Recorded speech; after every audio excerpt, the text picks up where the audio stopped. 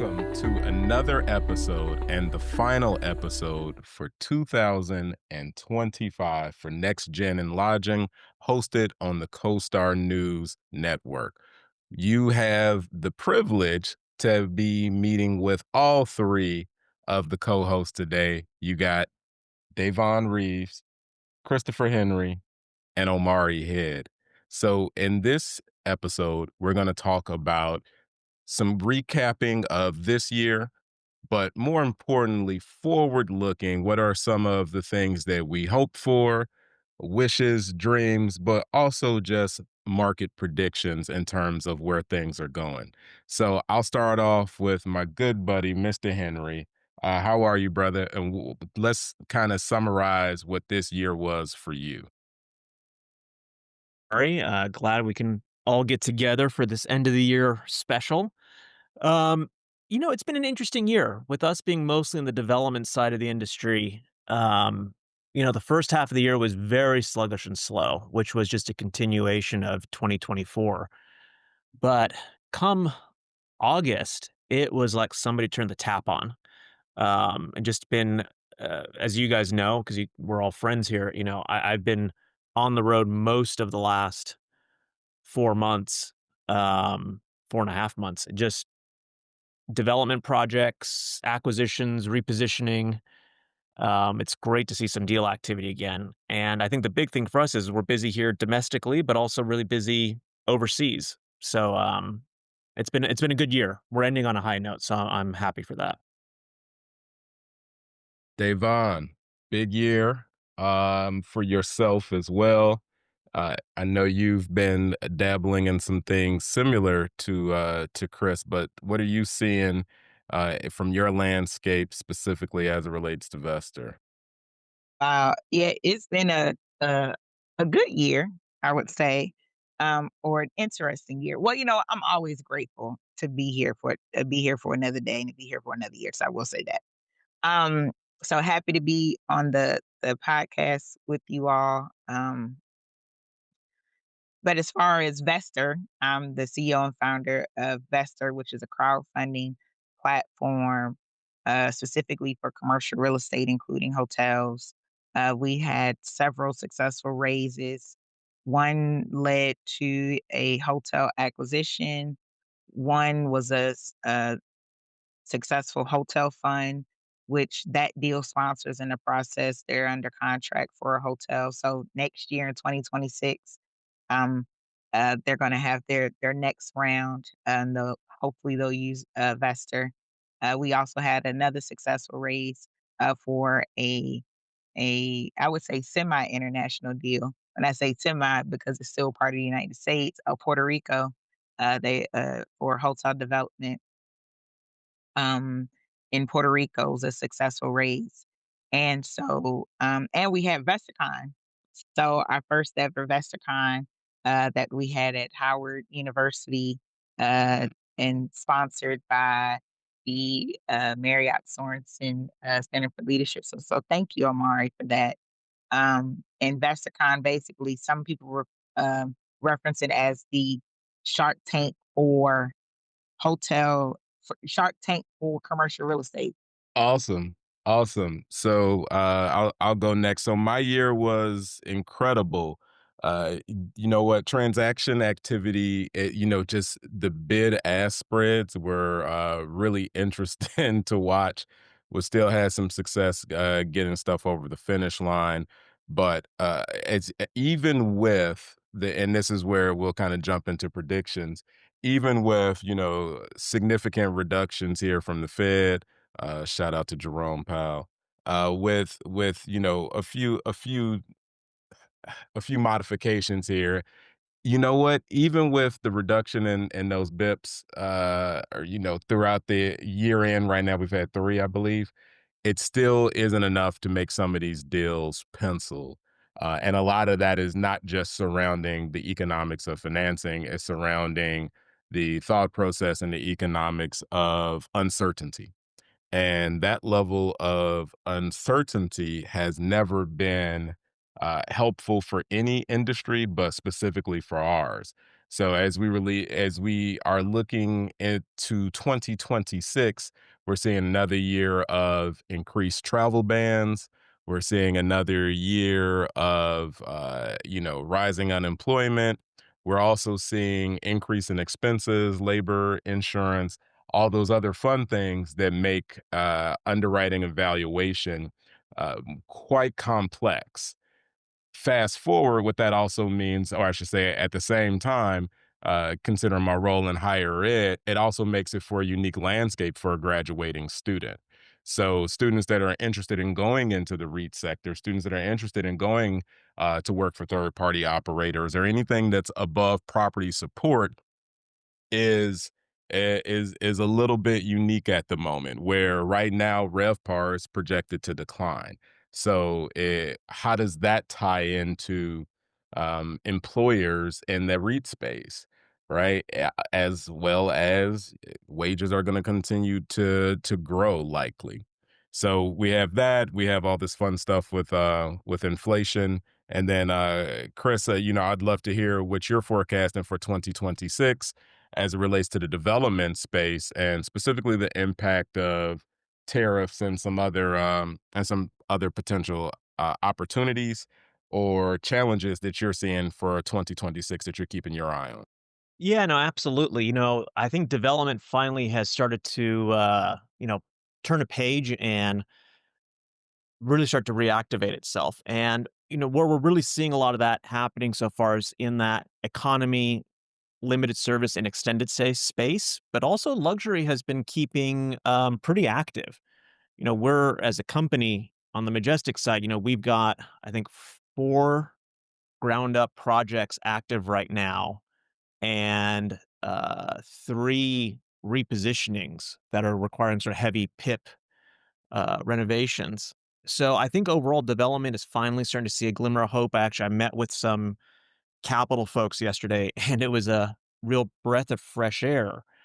Um, that they have capital available, mostly sourced from family offices and high net worth individuals, but they're ready to deploy in the development space. They're still filling in the void, I guess, from uh, the lack of institutional players, but institutional players also seem to be getting a little hot, a little warmer, I should say, especially on the international markets. Um, so overall, good things, good movement. I have been surprised though when, in talking about the tariffs, um, some of the numbers we're getting back on development projects are eye-watering, especially in the luxury space. Before the pandemic and even right in the aftermath of the pandemic, as people were trying to figure out, logistics crisis that was going on, we were still, budgeting in the luxury space in that, $1 million to $1.5 million per key. But this year I have seen um, several projects in the luxury space pushing the 2.5 to $3 million per key construction cost. Um, and which, to be honest, made me fall out of my chair on every incident of seeing that. But the fact that I'm hearing more and more of that in the luxury space, and folks are trying to figure out how do we rationalize this a bit. I do think things like tariffs, and as you mentioned, sort of the wage growth, what's necessary, but we're starting to feel those effects. It will be interesting right now with interest rates coming down domestically from the Fed and their announcement of doing quantitative easing again, if that will further stimulate the markets. Um, it the downside of it is with the quantitative easing is that it will devalue the US dollar. So importing goods for development will certainly continue to increase right along with the tariffs. But hopefully as interest rates go down, that will offset some of that hit. Um, it makes me a little nervous though. I think we had a period of ultra low interest rates for far too long, and the market was just had gotten used to it. So even though we were in the 4 to 5% range um, as the prime rate, historically that was still pretty low, if not much closer to average. So I think market wise in the development and investment world, people I think still have some adjusting to do. Um, just to get used to a new reality. So we'll see, but I'm very pleasantly surprised on our end how busy the industry has been on the second half of the year on development, um, and hopefully, what may come financially over the next 12 months. Let's see if it continues, but I'm hopeful there. Davonne, and it's funny you said that, Chris, on the development side. I mean, yeah, it's penciling that out has been quite the challenge. And then when you get into the luxury sector, yeah, luxury makes sense because they can absorb all of these rising costs. But again, cost to construct is just completely out of control, right? And then you're looking at these people who were buying stuff, probably 18, 24 months ago at $1 million a key on the luxury side. And we're like, oh, that's insane. And then fast forward to hear you say, like, you're seeing stuff push 2 million a key. Now, granted, maybe a little bit softer key count, but it's like, oh, well, maybe they got a value. So again, the perspective is absolutely shifting. Davon, what are you seeing in your world, and what are you projecting for 2026? For 2026, I definitely see an increase of retail investors or an increase of alternative ways to get access to capital, right? It's just been shown with with the crowdfunding platform that I have uh with Vestor and just other people just getting creative when it comes to creative financing. I think it also helped, especially with the interest rates going down, and I think people are getting more comfortable as far as where the some people, I wouldn't say everyone, some people are getting more comfortable as far as where the markets, so they're willing to deploy a little bit more capital, but I definitely see an increase in retail investors as far as folks diversifying their portfolio and tapping more into to commercial real estate. I see uh as far as more more folks from the US developing and acquiring international assets. I'm sure, Chris probably could speak more to that than me because that's his expertise. But I'm just been seeing it.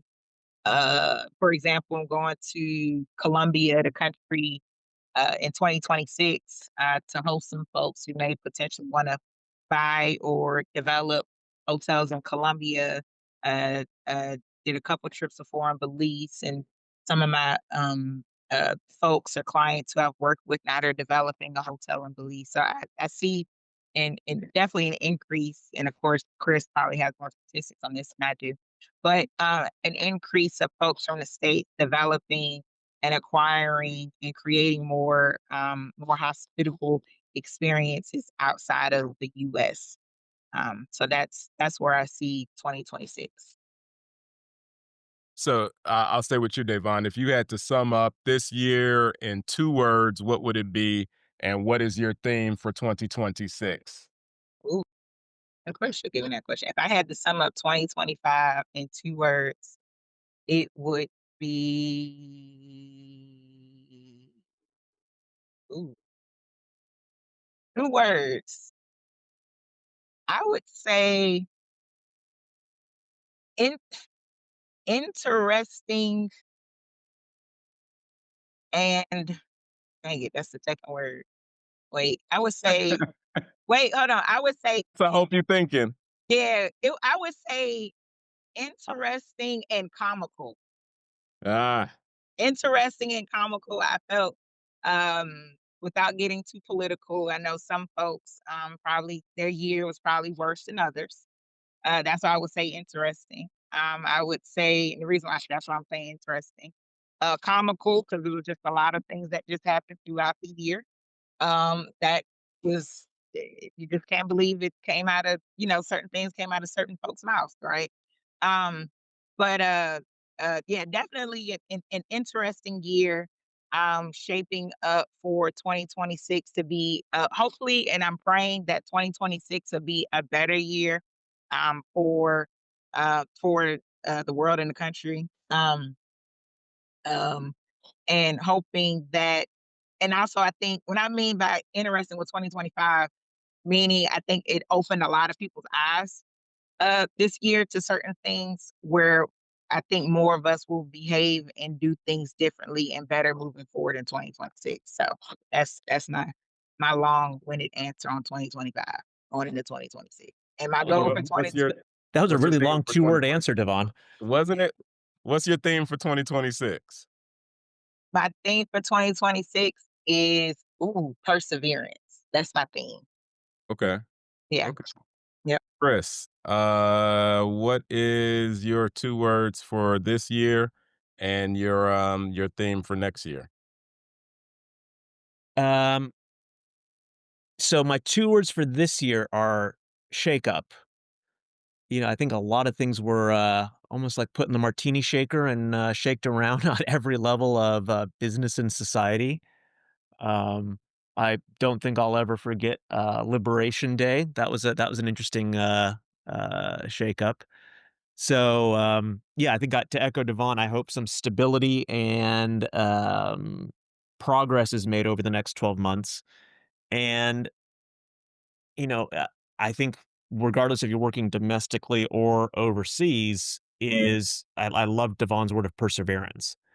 Is that you sort of got to tune out some of the chaos and nonsense that comes out of variety of places, and just keep your head down, keep going forward. And I think a lot of folks at the brands and at the investment level and such are we just got to keep moving forward and adapting.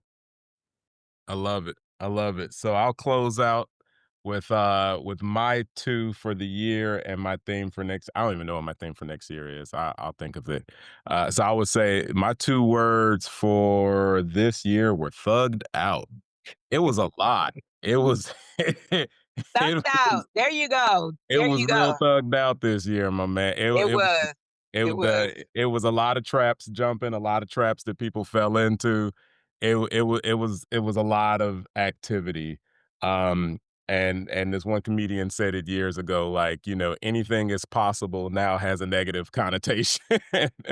So there's that. However, I mean, it was also an interesting year because you got to see a ton of pivots.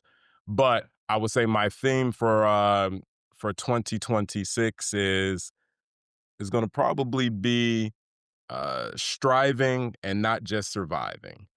Right. So adapting. So what do I mean by that? Adapting to the new normals, and a lot of times the norms are shifting. And if you really want to nerd out, you can kind of get into prescriptive and proscriptive norms and what that means for society and kind of on the social anxiety and all that other stuff. But just for the purposes of this, really kind of learning how to navigate within the norms and whatever the new norms are at this moment. So, and understanding that pendulum swing and how do you move out of survival mode into a striving mode. So, that's my theme for 2026, and that's something I hope a lot of folks take forward with them. So, with that, I think we could go ahead and wrap up our final episode of the year. It's been phenomenal. Happy holidays to all those. Happy New Year. And we are excited to be back with you all again in 2026. We appreciate CoStar for all the love and the opportunity to be on the platform. And we'll catch you soon with another episode of Next Gen and Lodging with Christopher Henry, Davonne Reaves, and Omari Head.